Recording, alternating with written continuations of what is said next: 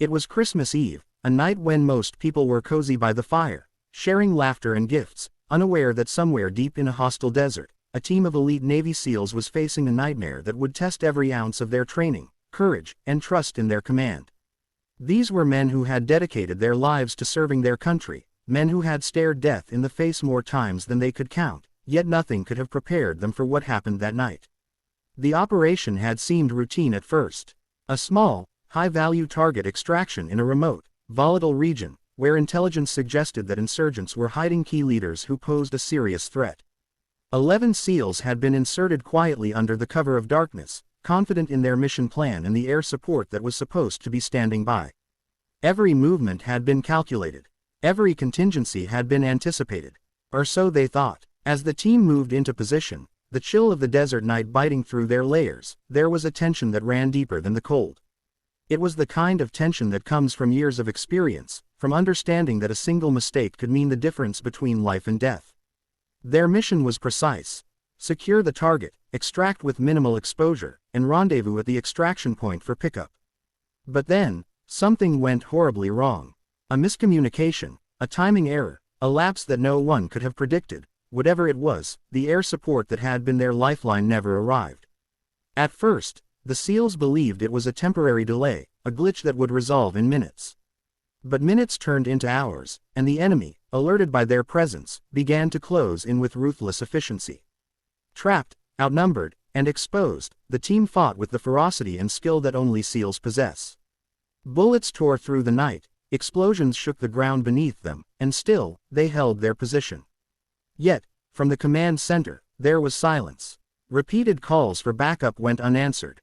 The higher-ups, for reasons that would later become a source of controversy and anger, had decided that leaving the team in the field was the preferable option. The men on the ground were abandoned, and the term, abandoned, could not capture the depth of betrayal they felt. These were brothers, soldiers who trusted that the chain of command would never leave them behind. But there they were, 11 of the deadliest warriors in the world, surrounded, outnumbered, and left to fend for themselves. In the chaos, fear began to creep in, not for their lives. They had been trained to face death without hesitation, but for the trust they had placed in their own country. Each passing minute was a test of endurance and willpower. The enemy advanced, and the team realized that staying put was no longer an option. Every instinct screamed that they had to survive, and survival meant defying the very orders that had brought them into this nightmare. It was then that one soldier, whose calm under pressure had earned him respect across every branch, made a decision that would alter the course of that night. Against orders, against protocol, against every bureaucratic and military norm, he took charge. He refused to accept the abandonment. He refused to let his brothers die because of indecision and cold calculation at a command center hundreds of miles away. This soldier coordinated a breakout, a daring escape through terrain that was unforgiving and treacherous. Using every ounce of his training, he led his team through enemy lines, navigating sandstorms, evading patrols, and utilizing cover in ways that would seem impossible to anyone not trained for such missions. It was a dance with death, choreographed on the edge of chaos. They moved silently, communicating with hand signals and low whispers, every step a test of nerve. The night stretched endlessly, each shadow a potential threat, each sound a warning. But through it all, this soldier never wavered. He became the anchor for his team, the unwavering presence that gave the others the strength to push forward. Hours passed, and exhaustion began to take its toll. Dehydration, hunger, fatigue, physical and mental, threatened to break them. But the soldier's leadership was relentless. He reminded them of their training, their duty, and most importantly, their bond as brothers. One by one, they pressed on, surviving ambushes, neutralizing threats, and never losing sight of their ultimate goal: returning home alive. The final stretch to the extraction point was the most perilous. Enemy reinforcements had been alerted, and the terrain offered no cover. Every decision had to be precise, every movement calculated. One wrong step could mean the end. And yet, through sheer determination and tactical brilliance, they made it to the rendezvous. The extraction team finally arrived, and the sight of helicopters descending through the dark sky brought relief so intense it was almost overwhelming. 11 SEALs, who had been forsaken and left to fight a losing battle, boarded the choppers one by one. The soldier who had refused to abandon them last was the final man to climb aboard, ensuring every single member was safe before he allowed himself to be evacuated. When they finally touched down on friendly soil, the story of that night began to unfold. The military brass scrambled to explain the absence of support, citing miscommunication and operational errors, but for the SEALs on the ground, it was already too late. The betrayal had happened, trust had been shattered, but amidst the anger and disbelief, there was also profound respect for the soldier who had defied orders, for the one who had refused to let Brotherhood die. This story, this mission, became a testament not only to the skill and bravery of the Navy SEALs but also to the human spirit that refuses to accept injustice. It was a night that highlighted both the flaws in command and the extraordinary courage of individuals willing to rise above them. In the days that followed, the soldier who led the rescue faced scrutiny and even threats of disciplinary action. Military culture is rigid, and defiance is rarely celebrated. Yet, countless voices, from within the ranks and outside, lauded his decision. The 11 SEALs he saved spoke openly about his heroism, describing how his calm, decisive leadership in the face of impossible odds was what kept them alive. Families, communities, and even strangers shared their awe and gratitude. The narrative spread quickly, inspiring debates about duty, obedience, and morality in combat.